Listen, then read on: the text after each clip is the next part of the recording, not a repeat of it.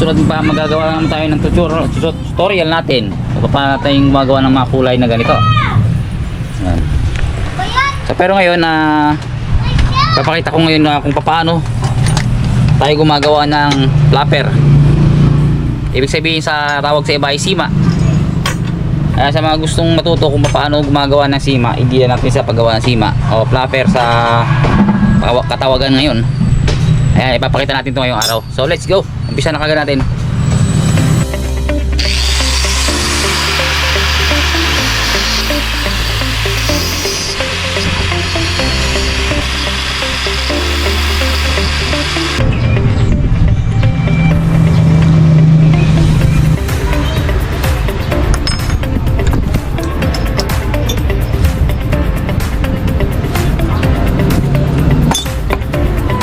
Ayan, lalagyan to natin dito ng hiwa mga kaunat.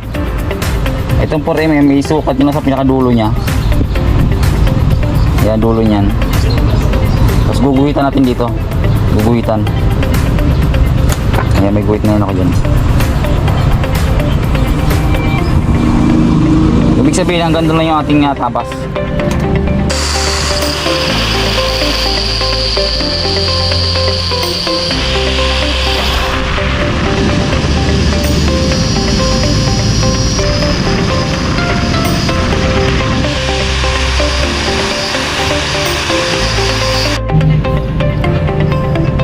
Kaya may makakaunat, meron siyang may tabas na siya.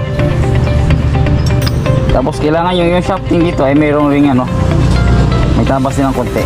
Panipisan mo siya. Yan. Yung kabilaan meron siyang tabas, tapyas kabilaan.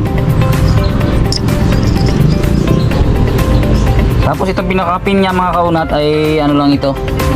332 inches o 2.38 mm. Yung pinaka-pin niya. Welding rod mga kaunat, pwede ito. Yung welding rod na pinakamaliit na welding rod.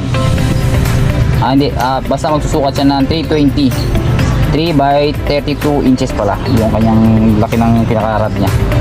Stainless rod. Ayan. So mga kaunat, kapag binitawan mo, ayan, kailangan yung laglag niya ay ganyan. Sakto-sakto kami yung sukat natin. Ito yung ginawa natin. Ayan, tabas niya. Ayan. Buhit dito sabay tabas. Ayan, magiging tsura niya.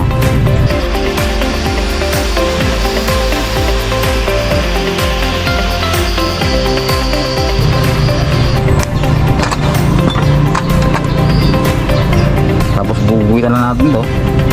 Paliit na palit simula kabilang dulo.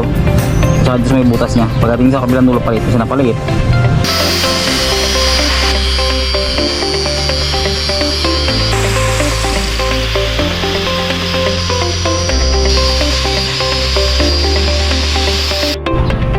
Para sa pagpapakintab ng ating flapper mga kaunat, na ito ay una natin gagamitin bapping nga ito.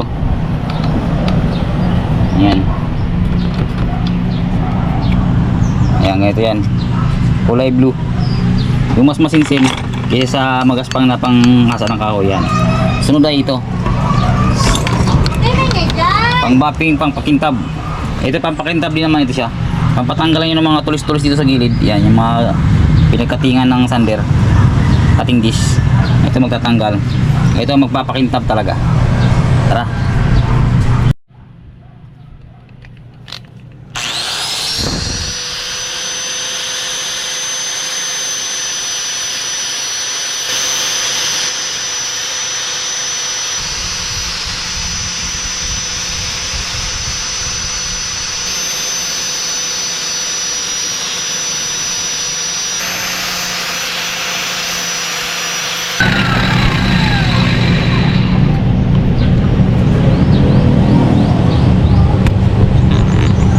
So yan mga kaunat, makikita nyo makintab na siya Ayan. Hindi masyado makita, medyo madilim sa video. Makintab na yan. Pero papakintabin pa natin ito ng lalo gamit nito. So yun mga kaunat, bago natin ito pakinisin, pakintabi ng husto, gapit ng last batting natin na ano, pang stainless wrapping na nylon. Sa pagbubutas nga pala ninyo mga kaunat, ayan, sa pagtatabas ito forma na ito, kailangan mapansin ninyo na hindi niyo masyadong dumikit sa butas. Ayan, meron kasing pagkakataon na yung dito sa side na to okay, pero pagdating naman sa kabila niya na dikit na siya sa butas, maririgid yun na yung mga kaunat, no? Kapag nagkaroon na, pag pinilit nyo ikabit sa balan ng pana at nagkaroon ng isdang malaki ang natamaan nun o kaya sumabit sa corals, pagka sakaling naghilaan, yan mga kaunat, sa experience namin sa mga naging customer namin, pigtas yan, mapipigtas yan. Kahit sabing stainless pa siya, sa pwersa ng isda ay mapipigtas yan. Kaya kailangan ganyan. Yan, maganda yung clearance niya. So yun, so, dapat ganyan maging medyo mabusisi lang siya sa una pag ginawa mo, pero kapag lagi mo siyang ginagawa ay simple na lang yan.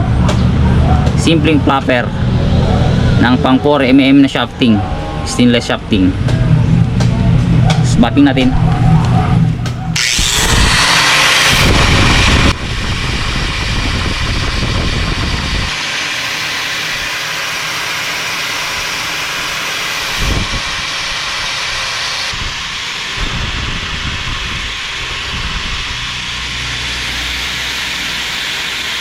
So yun guys, natapos na yung ating flapper. Ito yung pinaka finish nya.